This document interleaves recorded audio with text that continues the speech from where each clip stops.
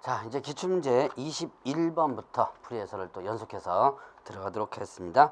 자, 21번 부분에 보면 중개보수 계산 문제죠. 자, Y시에 중개사무소를 둔 개업공개사 A의 중개로 매도인 갑과 매수인 일 간에 X주택을 2억 원에 매매하는 계약을 체결하고 동시에 을이 임차인 병에게 X주택을 보증금 3천만 원에 월참 20만 원에 임대차하는 계약을 체결했다. 자, A가 을에게 받을 수 있는 중개보수 최고 금액은 했는데요. 자, 일단 여기서는 두 가지를 봐야 되는데, 자, 개업공사 A가 A의 중개로 매도인 갑과 매수인 을 간에 매매 계약을 체결했습니다. 그리고 다시 동시에 을과 병 간에 임대차 계약을 체결했죠. 그러면 이게 동일에 해당되느냐? 자, 동일 중개된 선물에 대하여 동일 당사자의 매매 포함하여 둘이 사용 거래가 동일 기회를 준다. 자, 이거는 동일돈에서 이거는 해당되지 않죠. 왜 해당되지 않으면 일단 동일 당사자라는 게 아니죠. 자, 그래서 동일이 해당되지 않으니까 매매 보수와 그 다음에 임대차 보수를 다 받을 수 있고, 또 하나는 자, 임대차 부분에 보죠. 보증금 3천만 원에 월참 20만 원 이렇게 됐어요. 보증금 3천만 원에 월참 20만 원 이래 된다면, 자, 이제 계산을 곱하기 100을 계산하죠. 그럼 5천만 원이 되죠. 자, 5천만 원이 됐을 때 곱하기 100이 계산되느냐 곱하기 70이 계산되느냐. 자, 이걸 봐줘야 돼요. 이때는 5천만 원 됐을 때는 곱하기 100이 계산됩니다. 자, 5천만 원 미만일 때 70으로 하죠. 미만일 때. 그러면 5천만 원 딱 됐으면 5천만 원 미만이 아니죠. 그러니까 이때는 곱하기 100이 적는다. 자, 두 가지를 구분하면 되겠고요. 계산해 볼까요? 그러면 일단은 을이면 매매사의 매수인과 임대차에서 임대인이 되죠. 자, 그러면 일단 2억 원의 매매를 했죠. 그럼 2억 원 중개보수율을 보면 매매는 2억 원 이상 6억 미만에 들어가죠. 0.4%네요. 그럼 248. 자, 매매 중개보수는요. 자, 매매 중개보수는 일방으로부터 받을 수 있는 것은 얼마? 80만 원이네요. 자, 80만 원. 자, 그다음에 임대차 중개보수를 보죠. 임대차는 3천만 원 20만 원 곱하기 100 하니까 딱 5천이 된다 그랬죠. 자, 5천이면 5천에 임대차 등하면 5천만 원 이상 0.4%고 한도액이 30만 원이네요. 자, 그러면 이때 0.4%니까 5, 4, 20만 원인데 일반으로부터 20만 원 받는데 한도액이 30만 원이니까 20만 원을 다 받아도 되죠. 자, 임대차는 어떻게 된다? 임대차는 일단 일방으로부터 20만 원을 받게 된다 라고 했습니다. 자, 그럼 이렇게 보면 결국은 을로부터는 매매 보수 80만 원과 임대차 보수 20만 원 이렇게 구분을 일단 해보면 됩니다. 자, 그래서 답은 100만 원이죠. 자, 그러면 22번 문제로 보죠. 자, 공제사법령상 협회의 공제사업에 관한 설명으로 옳은 것을 모두 고른 것은, 자, 협회와 관련된 부분이죠. 협회 공제규정을 제정 변경하고자 하는 때 국토교통부 장관의 승인을 된다. 자, 공제규정을 제정하면서 승인이죠. 제정하고자 할 때. 자, 그 다음에 또 변경하고자 할 때 승인이죠. 자, 둘 다 사전 승인입니다. 니은에 위촉받아 보궐위원회 된 운영위원회 임기는 전임자의 남은 기간으로 한다. 자, 일단 공제와 관련된 운영위원회죠. 자, 운영위원회 관련된 부분. 자, 일단 전임자의 임기는 일단 보궐위원이죠. 전임자의 남은 임기로 하고 맞는 내용이에요. 뒤에서 운영위원회 회의는 제적위원 과반수 찬성으로 심의사항을 의결한다. 제적위원 과반수 찬성으로 심의사항을 의결한다는데, 자, 일단 제적위원 과반수가 뭐 하고요? 제적위원 과반수가 출석하고, 자, 이러면 깜빡 잘못하면 여러분들이 헷갈릴 수 있는 부분입니다. 제적위원 과반수가 출석해야 되고요. 출석위원 과반수가 찬성을 합니다. 자, 그렇게 의결한다라고 하는데요. 이것은 틀린 거예요. 자, 리얼에 협회와 개업공개사 간에 체결된 공제계약이 유효하게 성립하려면 공제계약 당시 공제사고 발생 여부가 확정되어 있지 않은 것을 대상으로 해야 한다. 자, 이게 무슨 뜻이냐면 공제계약 체결할 때 이미 사고가 난 것에 대해서는 공제서 배상을 안 해주는 거예요. 공제계약이 체결되고 나서 그 뒤에 사고가 났어야지만 된다라는 얘기죠. 그 내용이고요. 자, 그러니까 이제 옳은 것은 일단 기억, 리을 이렇게 되는 거죠. 자, 이제 23번 보죠. 공제사법령상 갑과 을이 받을 수 있는 포상금의 최대 금액은 이렇게 합니다. 자, 그러면 보죠. 여기서 이제 하나하나 정리를 하면서 봐야 되는데요. 자, 갑은 개설 등을 하지 않고 중개업을 한 A를 고발하여 A가 기소유예 처분받았다. 자, 지급 조건 중에서 기소유예도 지급 조건에 해당되죠.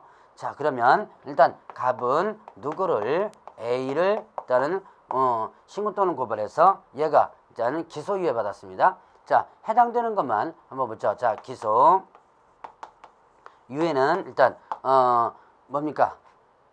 요거는 뭡니까? 포상금 지급 대상에 해당이 되죠. 자, 그다음에 두 번째 거짓 부당한 방법으로 중개사무소 개설 등록한 B에 대해서 갑이 먼저 신고하고 그 뒤에 을이 신고했는데 검사가 B를 공소 제기했다.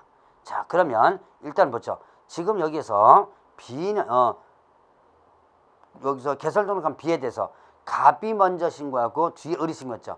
최초로 신고한 자한테 지급하죠. 그러니까 을은 상관없이 자, 여기에서 갑이 누구를 갑이 B를 자, B는 어떻게 됐어요? 일단은 자, 공소 제기했죠. 자, 공소 제기했습니다. 자, 그러면 이제 세 번째 보죠. 갑과 을은 포상금 배분에 관한 합의가 없이 공동으로 자격증을 다른 사람에게 대여한 C를 신고했는데 검사가 공소 제기했지만 무죄 판결 받았다. 자, 지금 갑과 을이 갑과 그 다음에 을이 어떻게 된 거예요? 자, 일단은 공동으로 신고했죠. 그런데 자격증 대여, 양도대여는 신고 또는 고발 대상이죠. 자, 누구를 여기에서는 C죠. 근데 공소 제기했는데요. 공소 제기를 했는데 이때 무죄 판결 받았습니다. 그럼 이게 포상금 지급 대상이 아니냐가 문제죠. 자, 무죄 판결 받은 것은 전혀 상관이 없습니다. 자, 조건이 어떻게 돼요? 공소 제기나 기소 유예만 조건이 되죠. 공소 제기나 기소 유예만 조건이 되고 뒤에 판결 받은 거는 조건이 아닙니다. 그러니까 무죄 판결 받았던 유죄 판결 받았던 상관없이 공소 제기만 됐다면 어쨌든 조건이 되는 거예요. 자, 그래서 일단 무죄 판결 받았습니다. 그러나 공소 제기했으니까 일단 대상이 되죠. 자, 그다음에 을은 중개사무소 등록증을 대여받은 D와 E를 신고했는데 자, 을은 누구를 신고했어요? 을은 D와 그다음에 E를 신고했죠. 자, 그런데 D는 무효 처분했고 E는 공소 제기. 자, 여기서 D는 X 표시합니다. 왜? 무혐의 처분했죠. 그러니까 무혐의니까 신고 또는 고발에서 포상금 지급 대상이 아니죠. 얘는 어떻게 돼요? 공소 제기했죠. 공소 제기했는데 어떻게 된다? 무죄 판결 받았다. 자, 이것도 마찬가지로 무죄죠. 그러나 무죄 판결 받은 것은 일단 상관이 없습니다. 공소 제기만 한 것만 하면 의의가 있어요. 자, 그러면 보죠. 여기서 A 기소유예 됐죠. 50만 원이죠. 50만 원. 또 A가 또 얼마? 50만 원이죠. 이거는 50만 원인데 배분의 합의가 없으니까 갑 25만 원, 을 25만 원 이렇게 됐죠. 그다음에 을은 2에 대해서 공소 제기한 부분 50만 원이죠. 50만 원 이렇게 되니까 갑은 50만 원, 50만 원, 25만 원, 25만 원이죠. 그러니까 125만 원이고 을은 50만 원에 25만 원이니까 75만 원이 되죠. 자, 이렇게 계산하는 부분들이 있으니까 그거를 여러분들이 주의해서 보셔야지만 됩니다. 자, 24번 문제 보겠습니다. 자, 공인중개사법령상 공인중개사 취소 사유에 대한 설명으로 옳은 것은 했네요. 1번에 시도지사는 공인중개사 자격증을 대여한 자의 자격을 취소할 수 있다. 자, 대여한 자의 자격을 취소하여야 한다죠. 할 수 있다가 아니고 하여야 한다. 자, 반드시 좀 기억을 해놓으시기 바랍니다. 할 수 있다가 아니고 뭐다? 하여야 한다. 자격 취소는 하여야 한답니다. 2번 공인중개사 자격이 취소된 자는 취소된 후 5년이 경과되지 않으면 공인중개사 될 수 없다. 자, 자격 취소되면 일단 응시 몇 년간 못하죠? 3년간 못하죠. 그래서 3년이 경과되지 않은 자 이렇게 해주면 되죠. 3번에 공인중개사가 자격 정지 처분을 받은 기간 중에 다른 법인인 개업공개사의 사원이 되는 경우 자격 취소 사유에 해당한다. 자, 공인중개사 자격 정지 기간 중에 자격 정지 기간을 받았다면 이거는 소속공개사였죠. 그러면 이때 소속공개사가 자격 정지 기간 중에 다른 법인의 개업공개사의 사원임원이 됐습니다. 그럼 이중 소속한 거죠. 그럼 자격 취소하여야 한다. 자격 취소 사유가 됐죠. 3번이 일단은 맞는 부분이죠. 자, 그래서 3번이 맞고요. 4번에 공인중개사 자격증 교부 시도사와 사무소 소재지 관할 시도사가 다른 경우 자격증 반납은 소재지 관할, 자, 반납은 소재지 관할 시도사에게 반납한다. 사무소 소재지가 아니라 교부한 시도사죠. 자, 반납은 항상, 자, 취소도 교부한 시도사고, 반납도 어떻게 된다? 교부한 시도사. 이렇게 됩니다. 5번에 공인중개사 자격이 취소된 자는 그 취소 처분을 받은 날부터 10일 이내에 자격증을 반납해야 된다. 자, 공인중개사 자격 취소입니다. 자격증 반납해야죠. 며칠이에요? 7일이죠. 7일. 7일 내에 반납해야 한다. 자, 25번 공인중개사 법령상 공인중개사 자격 정지의 절차에 관한 설명으로 옳은 것은 했습니다. 자, 1번에 등록관청은 공인중개사가 자격정지 처분 사유에 해당하는 사실을 알게 된 때 지체 없이 이를 그 사실을 시도사에게 통보해야 된다. 자, 1번이 맞는 내용인데요. 자, 등록관청이 자격정지 처분에 관한 사실을 알게 됐습니다.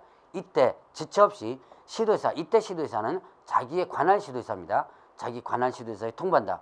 자, 교부한 시도사 통보한다. 그럼 틀려요. 자기 관할 시도사 통보한다. 자, 이거는 이 규정은 자격 정지에만 있고 자격 취소에는 없는 규정입니다. 자, 두 가지는 여러분들 꼭 기억하는데요. 1번 이 규정은 자격 취소에는 없는 규정이다. 또 하나 교부한 시도사 그러면 틀리다는 거 그거 주의해 주시고. 자, 이번에 시도사는 공인중개사 자격을 정지하고자 하는 경우 청문회 실시한다. 정지는 청문 대상이 아니죠. 자, 그 다음에 3번에 공인중개사 자격증을 교부한 시도사와 그 다음 사무소 소재지 관하는 시도사가 서로 다른 경우 공인중개사 사무소 소재지 관하는 시도사가 자격정지 처분한다. 자, 교부한 시도사와 그 다음에 사무소 소재지 시도사가 다르다라고 하면 어떻게 돼요? 일단은 사무소 소재지 시도사가 처분 절차를 모두 이행한다 그랬죠. 처분 절차를 모두 이행하고 나서 그 다음에 어떻게 한다? 교부한 시도에서 통보한다. 그럼 결국은 여기서는 최종적으로는 자격정지나 자격취소나 모두 처분은 교부한 시도사가 하는 겁니다. 자, 4번에 시도사는 공인중개사 자격취소 처분한 때 5일 이내 이를 국토부장관에 보고한다. 자, 지금 시도지사가 자격정지하면요, 이거는 보고사항이 아닙니다. 자격취소가 보고사항이죠. 자격정지는 보고사항이 아니다. 자, 그 다음에 5번에 공인중개사 자격이 정지된 자는 자격정지 처분 받은 날부터 7일 내에 자격증 교부한 시도사에게 자격증 반납해야 된다. 자격 취소는 자격증 반납하죠. 그러나 자격정지는 자격증 반납 규정이 없습니다. 그 다음에 26번 보죠. 공인중개사 법령상 중개사무소 개설 등록을 반드시 취소하는 사유가 아닌 것은, 자, 보죠. 1번에 보면 손해배상 책임을 보장하기 위한 조치를 이해하지 아니하고 업무를 개시한 경우 있죠. 자, 이거는 업무 보조 설정하지 않고 업무 개시한 거죠. 이거는 상대 등록 취소입니다. 상대 등록 취소. 자, 1번이 상대 등록 취소고 2번 법인이 해산 절대 등록 취소고요. 그다음에 3번 다른 사람에게 자기의 성명 상호로 사용 중개 업무하겠습니다. 양도돼야죠. 절대 등록 취소. 그다음에 또 개업공개사가 다른 개업공개사의 법인의 임원이 된 경우 개업공개사가 이중 소속 절대 등록 취소죠. 그다음에 최근 1년 이내 이 법에 의해서 2회 이상 업무정지 처분받고 다시 업무정지 처분 행위를 하는 경우, 자, 요거 마찬가지로 절대 등록 취소 연속 2회 이상 업무정지 받고 업무정지 절대 등록 취소죠. 자, 그다음에 27번 공개사법령상 개업공개사에 대한 업무정지 처분할 수 없는 경우는 했습니다. 1번에 개업공개사가 등록을 하지 아니한 인장을 사용한 경우, 자, 인장 등록 인장 위반 이건 업무정지죠. 자, 2번에 개업공개사가 최근 1년 이내에 공개사법에 의하여 1회 과태료 처분받고 다시 과태료 처분에 해당하는 행위를 하는 경우, 자, 1회 과태료 처분받고 다시 과태료 처분에 해당하는 했습니다. 이거는 그냥 과태료만 처분하면 되고요. 이거는 업무정지 사유가 아니죠. 업무정지 사유가 되려면 여기에 뭐가 돼요? 1회가 아니고 2회가 돼야지만 되죠. 자, 회가 1자가 아니라 2자가 들어가야지만 업무정지 사유입니다. 자, 그래서 2번이 업무정지 사유가 아니고요. 3번에 개업공개사가 부동산 거래 정보망에 중개대상물에 관한 정보를 거짓으로 공개한 경우, 자, 거짓 공개했습니다. 거짓 공개. 자, 이거는 정보망의 물건정을 거짓 공개했다. 업무정지죠. 그 다음에 4번에 법인인 개업공개사가 최근 1년 이내 겸업 금지 규정을 위례 위반한 경우, 자, 일단 겸업 금지 규정에 대해서 이건 겸업 금지와 관련된 부분은 상대 등록 취소죠. 상대 등록 취소는 곧 뭐라 그랬어요? 업무정지 이렇게 되죠. 자, 그다음에 확인 설명서 4번에 보존 기간을 준수하지 않은 경우, 자, 확인 설명서 4번 몇 년간 보존? 이거는 3년간 보존이죠. 3년간 보존하지 않았다 그러면 업무정지에 해당되는 부분이죠. 자, 28번 문제 보죠. 자, 벌칙에 관한 설명으로 옳은 것은 했습니다. 국내사법상의 벌칙. 자, 1번에 이 법에 의한 과태료 부과 기준은 국토교통부로 정한다. 자, 두 가지를 여러분들이 기억해야 되는데요. 자, 과태료 부과 기준은 대통령령으로 정한다고요. 그 다음에 업무정지하고 자격정지 부과 기준은 국토교통부로 정한다. 자, 다시 한번. 업무정지 자격정지 부과 기준은 국토교통부로 정한다.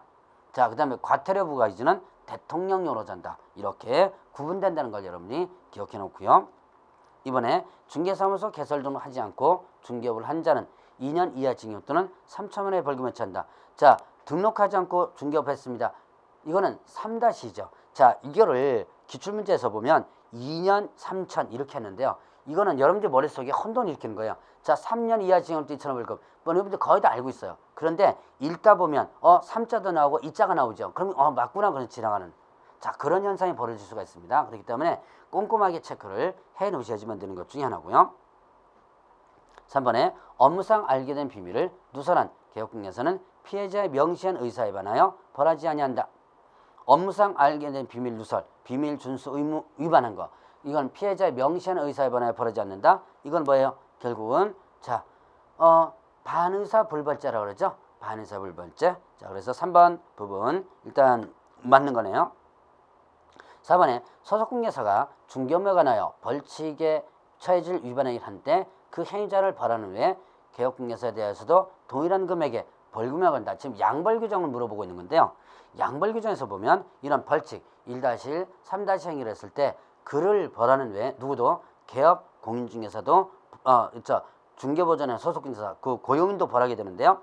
자, 일단은 뭡니까? 소속공개사죠. 이게 소속공개사가 중개업무에서 벌칙에 처해질 때 개업 공인중개사도 그렇죠. 양벌 규정이 개업공개사죠. 개업공개사에게도 벌하는데 동조에 규정된 벌금형을 관다 그랬습니다. 자, 동조에 규정된 벌금형을 관다. 자, 그래서 동일한 금액의 벌금이 아니라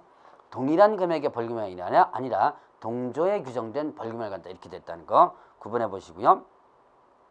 5번에 개업공개사가 소속공개사 위반 행위를 방지하기 위해 해당 업무에 관하여 상당한 주의와 감독을 게을리하지 않았다면 2분의 1 범위 내에서 형을 감경할 수 있다. 자, 이때 보죠. 2분의 1 범위에서 형을 감경할 수 있다 그랬습니다. 자, 그러면 여기서 보면 위반의 동기 결과 해소 참작해서 소속공개사 위반 행위에 대한 방지하기 위해서 해당 업무에 관한 사항을 상당한 주의와 감독을 상당한 주의와 감독을 게을리하지 않았다라고 한다면 이때는 형을 감경할 수 있는 게 아니라 아예 양벌 규정 자체가 어떻게 돼요? 적용되지 않는다라고 볼 수 있죠. 그래서 양벌 규정 자체가 아예 적용되지 않는다라는 거 그거 여러분들이 주의해서 보시기 바랍니다. 자, 그러면 이제 29번 문제로 보자. 자, 29번부터는 이제 부동산 거래 신고에 관련된 부분인데요. 자, 29번에 부동산 거래 신고의 법령상 부동산 거래 신고하는 설명으로 옳은 것은 했습니다. 자, 1번에 보면 부동산 거래 신고는 부동산의 증여 계약을 체결한 경우에 해야 한다.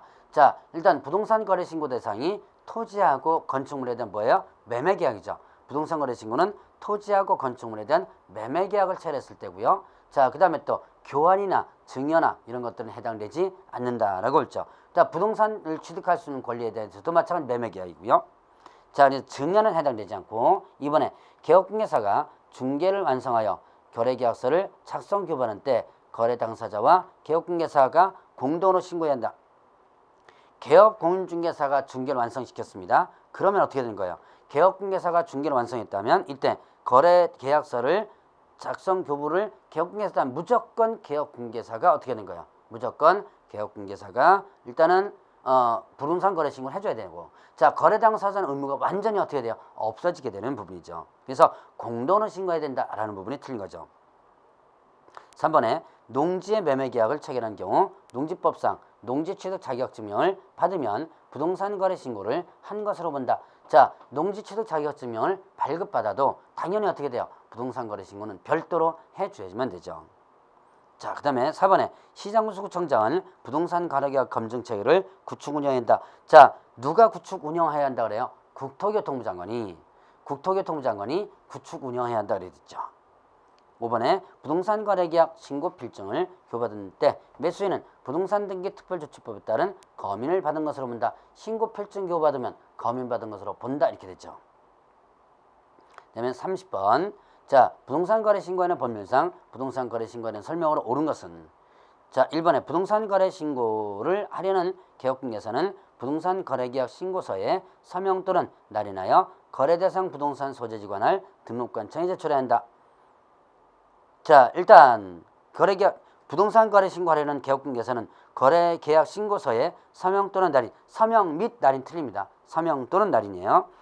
거래대상 부동산 소재지관할 등록관청, 일단 30번에 1번은 맞는 내용이죠. 자, 그래서 부동산 소재지시군과 등록관청이죠. 거기다가 제출했는데 맞는 내용이고, 이번에 개업공개사가 공동으로 중개하는 경우 부동산 거래 신고는 공동으로 중개한 개업공개사 중 어느 1인의 명의로 해도 된다. 자, 공동 중개하죠. 그럼 어떻게 돼요? 공동 중개하면 공동으로 뭐다? 자, 신고하라. 자, 다시 한번 공동 중개하면 공동으로 신고해줘야지만 됩니다. 공동신고 의무가 있다. 자, 그러면 일단은 3번에 중개대상물 범위에 속하는 물건의 매매계약을 체결한 때 모두 부동산 거래 신고해야 된다. 자, 중개대상물이 부동산 거래 신고 대상이 아니죠. 자, 중개대상물이 부동산 거래 신고 대상은 아니다 라고 하는 거. 자, 일단은 중개대상물 중에서 토지하고 건축물, 자, 토지하고 건축물만이 부동산 거래 신고 대상이고요. 자, 일단은 이 나머지 임목광업재단, 공장재단은 부동산 거래 신고 대상이 아니죠. 자, 그래서 그것도 틀리고 4번에 부동산 거래계약 신고서에 방문 지출은 당해 거래계약을 중개한 개업공개사 위임을 받은 소속공개사가 대행할 수 있다죠. 없다가 아니고. 자, 소속공개사가 지금 대행할 수 있죠. 소속공개사가 대행할 수 있고요. 5번에 외국인이 대한민국 안에 토지를 취득하는 계약을 체결했을 때 부동산 거래 신고를 한 경우 외국인 토지법에 따른 토지 취득 신고해야 한다. 자, 지금 부동산 거래 신고를 한 경우는 외국인 토지법상의 신고는 제외된다 그랬죠? 자, 그래서 부동산 거래 신고서 서식에서 매수인 날에 보면 외국인의 토지 매수 용도가 나와 있죠. 자, 그래서 부동산 거래 신고한 경우 외국인 토지법 신고는 제외된다. 자, 그러면 이제 31번 문제를 보죠. 부동산 거래 신고는 법률상 개업공개사의 부동산 거래 신고서에 작성에 관한, 자, 부동산 거래계약 신고서 작성에 관한 설명으로 틀린 것은 했습니다. 자, 1번에 거래 당사자가 다수인 경우 매수인 또는 매도인의 주소란에 각자의 거래 지분 비율을 표시한다. 자, 거래 당사자가 다수죠. 그러면 이때는 어떻게 한다? 매수인과 매도인 주소란에 각자의 거래 지분 비율을 일단 표시를 하도록 하고 있습니다. 자, 그리고 매수인과 매도인의 거래 지분 비율이 둘 다가 어떻게 돼? 일치해줘야지면 되겠죠. 자, 그 다음에 거래 대상 부동산의 종류가 건축물인 경우 건축법 시행에 따른 용도별 건축물의 종류를 적는다. 건축물이라면 자, 일단 건축법 시행에 따른 그 용도가 있죠. 그 용도별 건축물 종류를 일단 적도록 하고 있고요. 자, 그 다음에 3번에 거래 대상 면적에 자, 실제 거래 면적을 계산해 적되 집합 건물의 경우 전용 면적과 공용 면적을 합산해 기재한다. 자, 거래 대상 면적이 6번 난이에요. 그 6번 난에 그 뭡니까? 그 계약 대상, 즉 거래 대상 면적 있죠. 거기에는 실제 거래 면적을 기재하는데요. 이때 집합 건물의 경우는 전용 면적을, 자, 집합 건물의 경우는 전용 면적, 그다음에 또 단독 건물의 경우는 연면적을 기재합니다. 자, 기재 이런 기재 서식 기재 요령과 관련된 문제에서 자주 나오는 겁니다. 집합 건물은 뭐다? 전용 면적. 그다음에 또 단독 건물은 연면적, 이렇게 구분하도록 하고 있고요. 자, 그래서 3번이 틀렸네요. 4번에 거래 대상 거래 금액란에는 둘 이상 부동산을 함께 거래하는 경우 각각의 부동산별 거래 금액을 적는다. 여러 부동산이 있다면 각각 부동산 금액을 적고요. 5번에 개업 공개사 인적사항 및 중개사무소 등록 개설 등록에 관한 사항을 기재한다. 자, 인적사항, 등록에 관한 사항, 개업공개사 중개사 쓰면 당연히 이것도 기재해야 되는 사항이죠. 자, 그럼 이제 32번 문제를 보죠. 개업공개사가 분묘와 관련된 토지에 관하여 매수인에게 설명한 내용으로 옳은 것은 했어요. 자, 1번에 보면 가족묘지 일기 및 그 시설물 총면적은 합자의 경우 20제곱미터까지 가능하다. 자, 가족묘지, 그 다음에 종중문중묘지, 법인묘지, 분묘 1기당 점유면적은 일단 10제곱미터죠. 합장은 어떻게 돼요? 15가 되죠. 20이 아니고 15. 이번에 최종으로 연장받은 설치기간이 종료한 분묘 연구자는 설치기간 만료 후 2년 이내 분묘에 설치된 시설물을 철거해야 한다고 그러는데요. 자, 여기서는 이제 설치기간이 15년이고 그 다음에 또 15년씩 3회 연장 가능하죠. 그리고 그 연장 기간 끝납니다. 그러면 분묘를 철거해야 되는데, 자, 만료된 기간 만료일부터 1년 이내 철거하라고 되어 있습니다. 그래서 만료 후 2년이 아니라 1년이죠. 자, 그래서 2번이 일단 2번도 틀린 부분이죠. 자, 그다음 3번에 평장의 경우에도 유골이 매장되어 있는데 분묘가 인정된다. 평장의 경우 유골이 매장되어 있다. 이때는 어떻게 한다? 일단 평장, 암장은 무조건 인정되지 않는다라고 일단 기억을 해 놓으시고요. 자, 그러면 4번에 단순히 토지 소유자의 설치 승낙만을 받아 분묘를 설치하는 경우 분묘 설치자는 사용대차에 따른 차주의 권리를 취득한다. 자, 그 사용대차라는 거 이건 뭐예요? 사용대차. 사용대차는 무료로 사용하는 거죠. 자, 그러면 이때 토지를 분묘 기지권으로서 사용하도록 한 것이 사용대차 계약이라면, 자, 분묘 기지권을 빼고 분묘를 빼고 그걸 다른 용도로도 쓸 수도 있다는 얘기예요. 사용대차라는 것은 무료로 이 땅을 어떤 용도로 쓰든지 무료로 쓰겠다라고 한 거죠. 거기다가 뭘 일단 농사를 짓든지 뭐든지 어쨌든 무료로 하는 것을 일단 사용대차라는데요. 그러나 분묘기지권은 타인 소유 토지에 여기다 내가 분묘만을 쓰겠다라고 하는 부분이고 그거 외에는 일단은 권리가 인정되지 않는 거죠. 그래서 사용대차에 따른 차주의 권리 지위를 취득하는 것은 아닙니다. 그래서 4번도 틀렸고요. 5번에 토지 소유자의 승낙 없이 타인 소유의 토지에 자연장을 한 자는 토지 소유자에 대하여 시효 취득을 이유로 자연장의 보존을 위한 권리를 주장할 수 없다. 자, 토지 소유자 승낙 없이 타인 소유 토지에 자연장을 합니다. 그러면 자연장 이렇게는 어떻게 한다? 이때는요, 남의 토지에다가 자연장을 설치하든지 묘지를 설치하든지 이제는 권리를 주장할 수 없습니다. 자, 두 가지 자연장이나 묘지, 타인 소유 토지에 허락 없이 설치했다. 그 권리 주장할 수 없다. 자, 5번이 일단 맞는 내용이죠. 33번 문제 보겠습니다. 자, 농지를 매수하고자 하는 의뢰인에게 법인은 제외하죠. 개업 공개사가 설명한 내용으로 틀린 것은 했어요. 자, 1번에 주말 체험용로 목적으로 농지 소유하는 경우 세대원 전부가 소유하는 총면적이 1,000제곱미터 미만이 된다. 세대원 전부가 소유하는 총면적 어떻게 된다? 1,000제곱미터 미만 이렇게 되죠. 자, 1,000제곱미터 이하가 아니고 미만이라는 거 주말 농장용 이거 기억해 놓으시고요. 2번에 주말 체험용 영농의 목적인 경우에도 농지 취득 자격증명을 발급해야 된다. 주말 농장용도 당연히 어떻게 돼요? 농취증 발급을 받아야지만 됩니다. 자, 다만 이제 여기서는 뭐가 제출되지 않아요? 여기서는 일단 농업 경영계에서 있죠. 이게 제출되지 않는 부분이죠. 자, 3번에 농지 임대가 예외적으로 허용되어 농업 경영하는 자에게 임대하는 경우 그 임대차 계약은 서면 계약을 원칙으로 한다. 자, 농지 임대가 예외적으로 허용되어 농업 경영하는 자에게 임대합니다. 이때 그 계약은 뭐다? 서면 계약이 원칙이죠. 자, 여기 서면 계약은요, 일단은 농업 경영을 한 자에게 할 때문입니다. 자, 예를 들어서 주말 체험용 목적을 할 때 서면 계약을 해야 한다. 그러면 틀리다는 거. 그런 것도 조심하시고, 그 다음에 4번에 임대 농지를 양수한 자는 농지법에 따른 임대인의 지위를 승계한 것으로 본다. 자, 이거는 임대인의 지위 승계 규정도 있었고요. 그 다음에 5년간 농업 경영하다가 이농하는 경우 총 1만 제곱미터까지 소유할 수 있다. 자, 5년이 아니고 8년이었죠. 자, 5번이 틀린 거 8년. 자, 34번 문제 보겠습니다. 공개사법령상 확인설명서 작성 방법에 대한 설명으로 옳은 것은 했어요.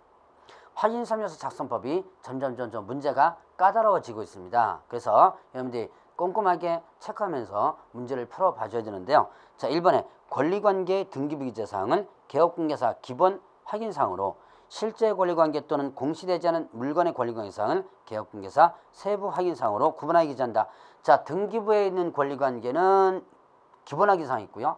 그 다음에 등기부에 없는 실제 권리관계는 세부 확인사항은 있죠. 실제 권리관계는. 자, 그래서 1번이 일단 맞는 거네요. 2번에 건폐율 상한 및 용적률 상한은 개업공개사 기본 확인사항으로 토지 이용 확인서를 내용을 확인해 준다. 건폐율 용적률 상한은 기본 확인사항 안에 있죠. 토지 이용계획. 그리고 이거는 어디에? 토지용계획 확인서가 아니라 이거 뭐였죠? 시군조례를 통해서 기재한다 그랬죠. 시군조례. 3번에 거래전 금액은 개업공개사 세부 확인사항으로 자 중개가 완성된 때 거래 금액을 기재한다. 자 거래전 금액은 자 이건 틀린 거 두 개입니다.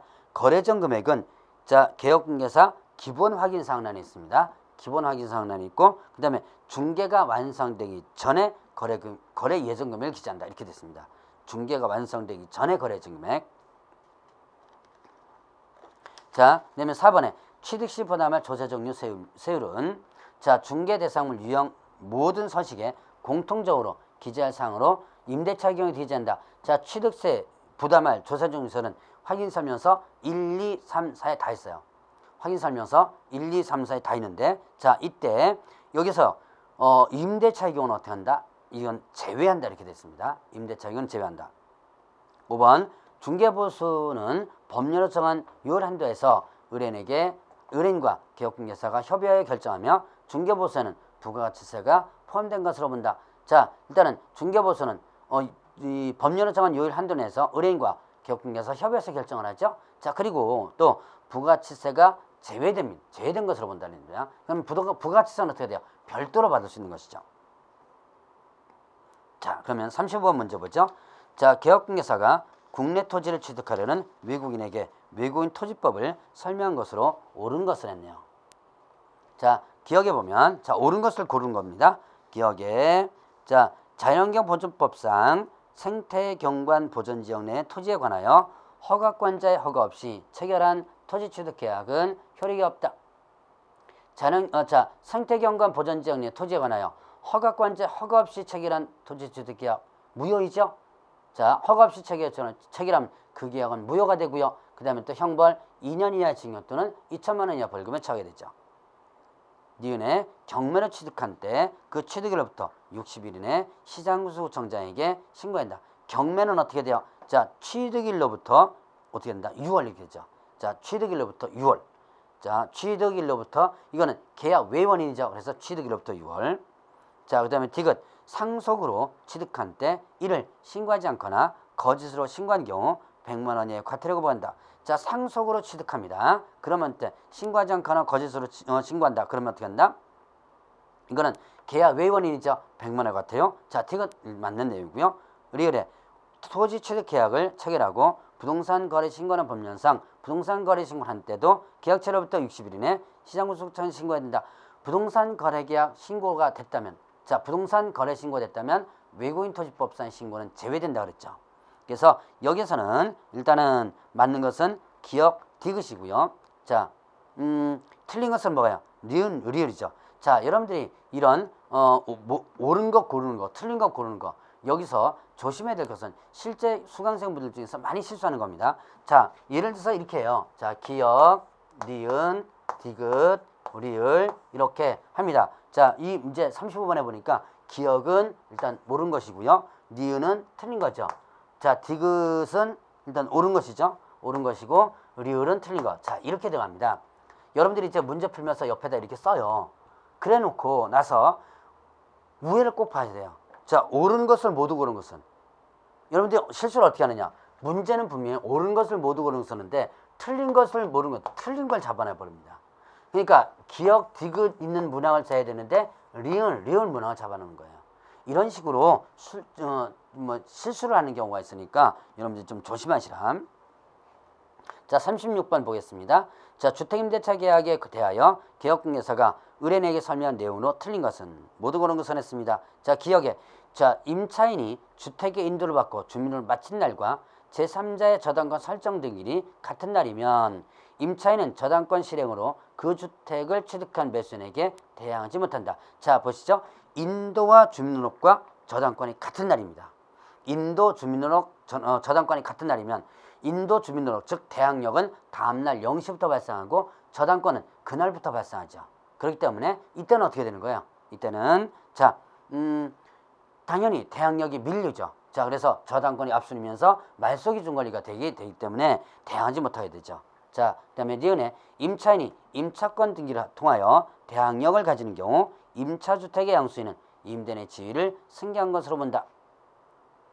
자, 그러면 어떻게 돼요? 자, 여기서 보면 이제 임차권 등기를 통해서 대항력 가지죠. 임차주택의 양수에는 임대인이 지위를 대항력 있으니까 당연히 어떻게 지위를 승계양수로 보게 되는 거죠. 자, 그다음에 디귿 소액임차로서 우선 변제권은 주택가액의 3분의 1에 해당하는 금액까지 변제된다. 3분의 1이 아니고 어떻게 돼요? 2분의 1. 자, 주택이나 상가나 모두 어떻게 된다? 2분의 1이죠. 자, 그다음에 리얼에 주택임대차 계약이 묵시적으로 갱신된 경우 임대인은 언제든지 임대차 계약을 해지를 통지할 수 있다. 자, 임대인이 임차인에게가 아니라 임차인이 임대인에게 이렇게 되죠. 자, 그래서 묵시적으로 갱신된 경우에 임차인은 언제든지 임대인에게 이렇게 되는 거죠. 자, 그래서 틀린 것은 디귿 이율이네요. 자, 맞는 것은 기억년. 제가 항상 얘기합니다. 맞는 것 틀린 것 잘 문항을 보고 일단 체크를 해 주시기 바랍니다. 자, 37번 문제를 보겠습니다. 자, 개업공개사 갑이 상가건 임대차보호법령에 적용받는 을소유 건물의 임대차 계약을 중개하면서 자, 임대인을과 임차인 병에게 설명 내용으로 틀린 것은 모두 몇 개인가 그랬습니다. 자, 틀린 거 찾는 거죠. 자, 일단 을과 병이 1년 미만으로 임대차 기간을 정한 경우 병은 그 기간의 유효함을 주장할 수 있다. 자, 1년 미만으로 정하죠. 이때 병은 누구? 임차인이죠. 임차인은 어떻게 된다? 당연히 1년 미만의 기간의 유효함을 주장할 수 있죠. 자, 그 다음에 니은번에 병이 이익의 차임에 해당하는 금액에 이르도록 차임을 연차한 경우 병은 우리에게 계약갱신 요구를 하지 못한다. 자, 2기가 아니고 몇 개예요? 3기죠. 수험 문제 잘 나오는 것 중에 하나죠. 단순하게. 자, 3개 차임 연체입니다. 니은 부분 일단 틀렸고요. 여기서 병은 임차권 등기 명령 신청 및 그에 따른 임차권 등기와 관련하여 지출한 비용을 을에게 청구할 수 있다. 자, 임차권 등기 신청합니다. 이때 그 비용을 누구한테?